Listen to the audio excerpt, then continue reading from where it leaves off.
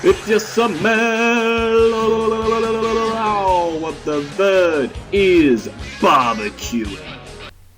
G'day jabronis, it is TheVerd, back with you again. Welcome here to our Week 2 team building video for the Pokemon Masters Cup.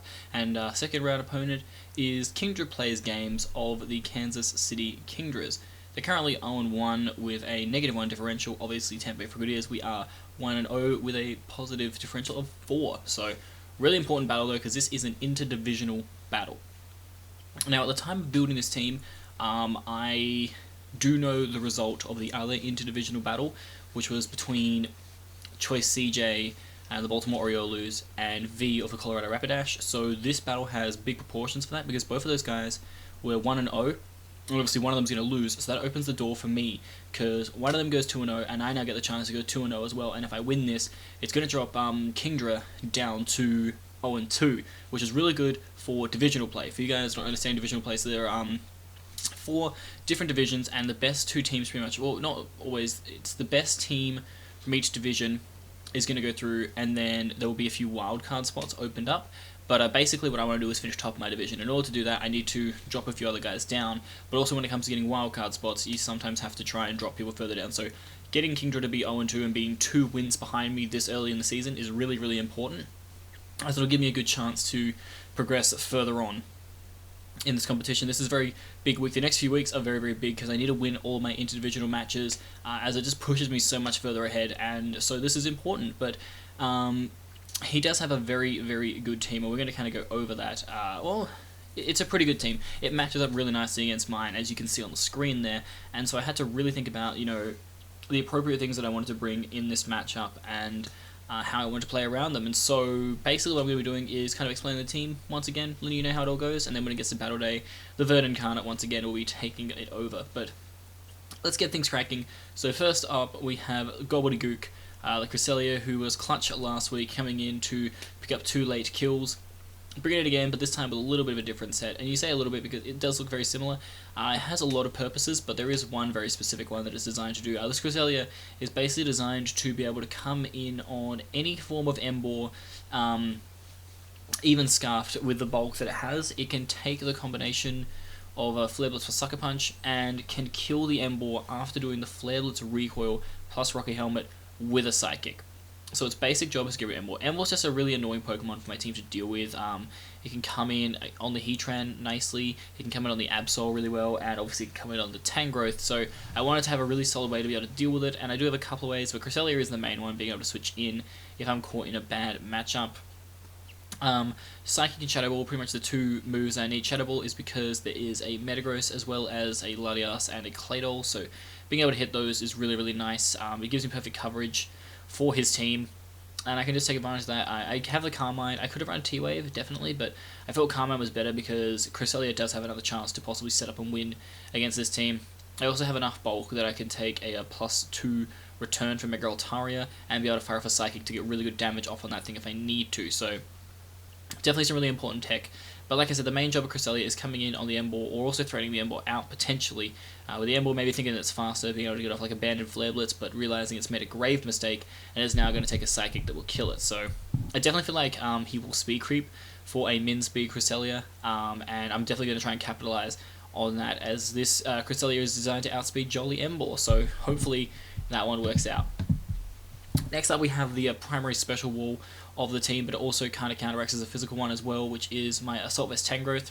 Basically this bad boy is designed to be able to deal with Shaman, as that is a huge threat on my opponent's team. I can easily eat up Seed Flares with this Tangrowth set, even if it is a Life Orb Shaman, and then I can respond with the Sludge Bomb. I do have other switch-ins to other moves that Shaman can throw out, but this is my primary switch-in to that Shaman. I have Knockoff because it's just amazing against my opponent's team, does so great against everything.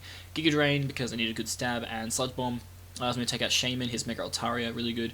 And the Rock Slide is basically just there because it can catch things like the Haunch Crow as they try and switch in, so that would be just a really cool tech I felt to have on here. But main purpose for this bad boy is to assist Cresselia in switching in on things like Latias, because obviously this can take a Life Orb Draco, and then I can go out to Cresselia and get my Regenerator back, so it's not too big of a deal with all the special defense that I do have. And its main purpose is also to be another check to that Mega Altaria to shut that thing down. It's just an all-round defensive Pokemon for this team. Next up, we have my Assault Vest Nidoqueen, which is a bit different this week, obviously for China, but I do really like this Nidoqueen set because it has a lot of really good bulk and offensive capabilities. I'm running enough speed, again, that I can outspeed Jolly Emboar. So like I did last week when I was outspeeding Jolly Pangoro, I have specified my team around outspeeding a certain threat that I need to neutralize with a lot of Pokemon. And I really want Nidoqueen to be able to outspeed it because, again, I feel like he's going to speed creep for certain things like this with the Emboar, and I can then take advantage of this stuff with my Nidoqueen. It's really, really important that I can do that so he's not threatening me and I can threaten him back. The combination of Poison Jab plus Sucker Punch kills most Latias variants, which is really, really nice. I like that a lot. Same goes for Claydol, so that's really, really solid for my team. It also matches up really nicely against Galvantula. I have a way to deal Galvantula turn 1, but in the future, if it tries to Voltage around and whatnot, I do have Nidoqueen out there that can stop it, which is really, really solid for my team.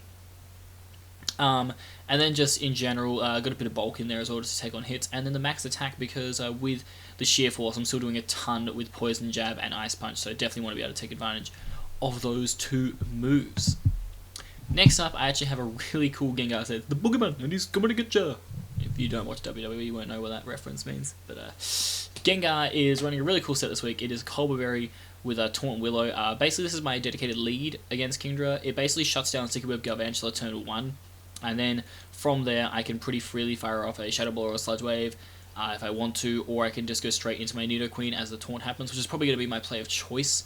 I have no reason not to, and I can just eat up the potential Volt Switch or the Bug Buzz that he might go for, and then go from there, which is really, really nice for me because Nidoqueen, again, is just a very, very solid wall breaker against his team. But I really wanted the Taunt and the Willow for two different reasons. The Taunt to shut down the Galvantula turn 1 and also prevent things like the Omastar from setting up Shell Smashes. But the Willow was mainly there for Honchkrow. Basically with the Colberry as well, Gengar avoids getting killed by Jolly Life Orb, Honchkrow, Night Slash, which is really nice, and also can shut down Sucker Punch later on. But the Willow also means that Honchkrow, if it's locked in a Sucker Punch, can't kill my Gengar. I can burn him, which is amazing to shut him down as a big threat to my team, because Honchkrow is a terrifying threat to my team. And I can then follow up with the combination of Shadow Ball plus Sludge Wave. The other thing, you're probably wondering, why the hell do you have 108 HP in a Gengar? And the actual reason for this, guys, is because with 108 HP investment, Gengar does not get one hit KO'd by Mega Altaria's +1 Frustration from an Adamant Nature, which is huge. That means that if my Cresselia or something else can't get the job done in stopping the Mega Altaria, then Gengar can come in, if it's at full health, take the hit, and then get off the Sludge Wave to kill it. So that is huge. It also means that if Altaria gets a +1 and I have nothing else but the Gengar, definitely have that in the back to be able to save my team if need be. Just got to try and keep it as healthy as possible. Just got to watch out for rocks too, because after rocks, it is a roll. But anyway, moving on, we have Pappy, the Heatran, with Magma Storm, Flash Cannon, Hidden Grass, and Stealth Rock. Basically, this is designed to make a lot of my team's day a lot easier in shutting down the Latias. Latias is not really too annoying to my team. I do have a lot of ways to deal with it, but with Magma Storm, what I can do quite effectively is trap a lot of my opponent's mons that could be a bit of an issue, and then go into the best counter, because obviously they can't switch out, which is really, really nice, and I can take advantage of that and such. This is also a decent lead if I was okay dealing with Sticky Webs, but I'm not really, because obviously Magma Storm will kill the Galvantula. Even if it is sashed, it can go for like the webs on that turn, but because I have the Mega Absol, Nidoqueen, all that stuff that is designed to speed creep certain things, I've decided against doing that. It just isn't a smart play for me. But Magma Storm is there mainly to trap things like the Latias, because I can just trap that thing. Have the Sugar Berry to be able to deal with the Mega Altaria EQ, the Latias EQ, a lot of things there that can basically just come in and deal with it. This is also a really nice check sometimes to Shaman. Just got to make sure I don't get the Spadef drop from Seaflare. That's the biggest thing that's worrying me, is that Spadef drop from Seaflare, but I do have a lot of ways to play around that if need be. And the Flash Cannon is just there for general damage. It's a really nice move. It was between Flash Cannon and Earth Power, but I wanted a way of hitting Mega Altaria super effective. And HP Grass is basically just there for the Claydol as well as the Omastar. Don't really want Omastar being able to set up and destroy me, so probably going to Magma Storm that thing first as it tries to Shell Smash, and then follow up with the HP Grass if I can. We'll have to wait and see if that happens or not. And finishing off the team, we have making its first appearance for the team CM Punk, the Mega Absol. We have 3 debutantes in New Day Rocks, Boogeyman, and CM Punk. Basically, I wanted to run a really cool Pursuit Trap set because Heatran's job is not just to trap the Latias, it's just a fantastic offensive Pokemon in general, and I can actually trap the Latias in other ways. For instance, if my if my Tangrowth switches in on the Latias going for a Draco Meteor, I can then hard switch out to my Absol, get off the Mega, and go for the Pursuit. Pursuit is really nice against my opponent's team because he has a lot of Pokemon that do not appreciate getting knocked off. And it can just lead to Claydol or Latias going down, which are his only two forms of hazard removal. If they go down and I can keep my rocks up, that is really, really crucial for me in this battle. I would really, really like that, to be able to weaken the Altaria to the point where basically anything on my team can kill it straight away. It's really, really solid. I really want that in my life. Pursuit is just great. Knockoff is fantastic as well, just getting rid of items, especially the Emboar if it tries to come in against the Altaria, against the Mega Absol and gets knocked off. That's huge. Play Rough is there because that hits the Honchkrow as well as the Mega Altaria. I was going to go with Iron Tail, but I wanted to go with Play Rough because it hits both of them super effectively. And the Sucker Punch is there basically just late game if I have detected that something is scarfed to be able to take care of it, or, you know, to avoid getting taken out by maybe some kind of priority or whatnot. It's just a good little safety net there for Mega Absol to have. I was tempted to turn that into like a Will-O-Wisp or to turn it into maybe the Iron Tail there, but I decided against that. I decided that Sucker Punch was a bit too important just on the off chance it was like a Scarf Shaman or something in the back. Being able to have something to actually deal with it was very important, and it's just a really solid last move to have on Absol regardless, just in case anything goes down. But I really like this Absol set. It should do well for me. It's definitely going to pressure his team a lot, especially just coming in general against a lot of his team. They don't match up well against this Absol. The other thing I could have run obviously is Superpower, but I decided against that too because I just felt like it wasn't that great in this matchup, and basically I can just spam knockoff most of the time. But a Pursuit's also really nice, like I said. Being able to trap the Latias and the Claydol and basically get a kill on them is really, really nice. I like that a lot. So that's basically the team, guys. This is a pretty quick team builder this time around. I didn't really beat around the bush. They all have a certain purpose, as I said. Basically, looking at the entire team that Kingdra has, the matchup's pretty okay. Like, should I make it work? Gengar just leads, gets off the taunt if Galvantula's there. If Galvantula doesn't lead, that's also fine, because if I can get up the rocks with Heatran, then Galvantula significantly becomes less of a threat. And if the rocks do go up, then if the webs do go up, it's a little bit annoying because it does limit Absol, but that's the other reason why I have Sucker Punch, because then I have a way to, you know, deal with Latias as well as Claydol and all that jazz if they can now outspeed me. He'll also suck the Nidoqueen if they're up, because obviously Nidoqueen is speed creeping the Emboar, and it'll also suck the Heatran, because I didn't explain that, but Heatran is actually speed creeping, I believe, an Adamant Honchkrow. No, it's speed creeping Jolly Honchkrow, which hits 71. So that's really important too, because that means that if it's not Scarf Honchkrow, I can just come in, click Magma Storm, and off of that ridiculous special attack stat, it should do an absolute ton.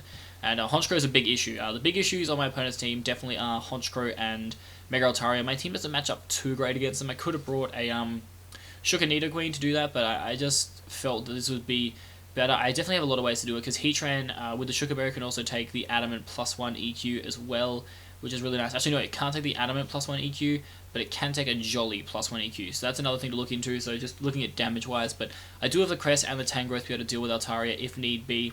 I definitely have a lot of offense on this team to be able to deal with a lot of his threats. Shaman is also a bit of an issue if it does get the Spadef drops, but if it doesn't get the Spadef drops, it's not too bad for my team to deal with. I have things like the Heatran that can come in, take the Earth Power because of the Sugar Berry, and then fire off the Magma Storm to get rid of the Shaman, so that's really nice too. I like that a lot.